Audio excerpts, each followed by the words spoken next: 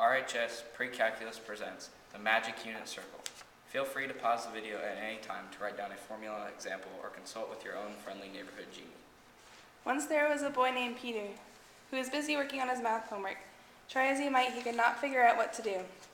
Hearing his cries of frustration, a magical genie called WizKid came to the rescue. This is a lesson that he taught Peter.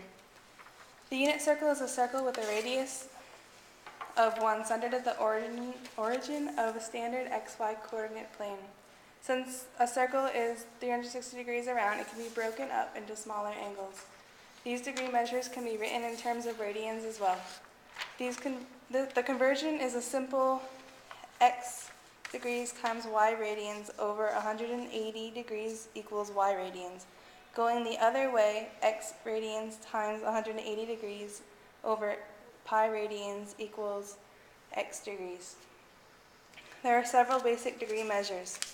They are 0 degrees, or 0 radians, 30 degrees, or pi over 6 radians, 45 degrees, or pi over 4 radians, 60 degrees, or pi over 3 radians, 90 degrees, or pi over 2 radians, 120 degrees, or pi over 3 radians, 135 degrees, or pi over 4 radians, 150 degrees, or pi over 6 radians, 180 degrees, or pi radians, 210 degrees, or 7 pi over 6 radians, 225 degrees, or 5 pi over 4 radians, 240 degrees, or 4 pi over 3 radians, 270 degrees, or 3 pi over 2 radians, 300 degrees, or 5 pi over 3 radians, 315 degrees, or 7 pi over 4 radians, 330 degrees, or 11 pi over 6 radians, and 300 degrees, or 2 pi radians, moving counterclockwise around the circle. The ray of each angle intersects the circle at a point that can be found by taking the sine and cosine of the angle. For each point, the sine of the angle is the y-coordinate, and the cosine of the angle is the x-coordinate. Let's look at the angle pi over 3 radians. Start by drawing a perpendicular line from the point where the angle's ray intersects the circle at the x-axis.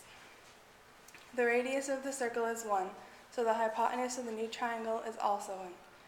Since pi over 3 radians is equal to 60 degrees, we know that the triangle is a 30, 60, 90 triangle.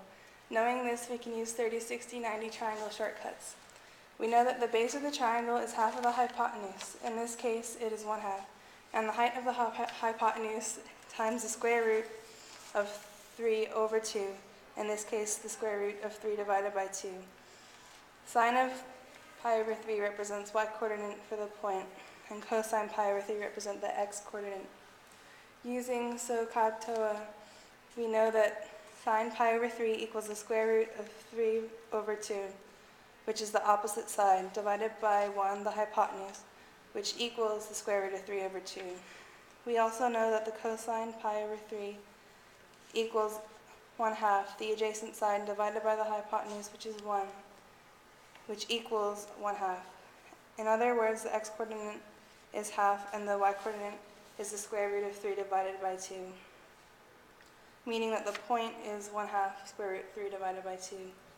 The other trigonometric functions, tangent pi over 3, cosecant pi over 3, secant pi over 3, and cotangent pi over 3 can be found using the triangle and or the reciprocal and quotient properties. Peter was in awe. He actually understood what the WizKid said. Peter is so happy he can hardly contain his exuberance. Now he can finish his homework. Thank you, WizKid, exclaimed Peter.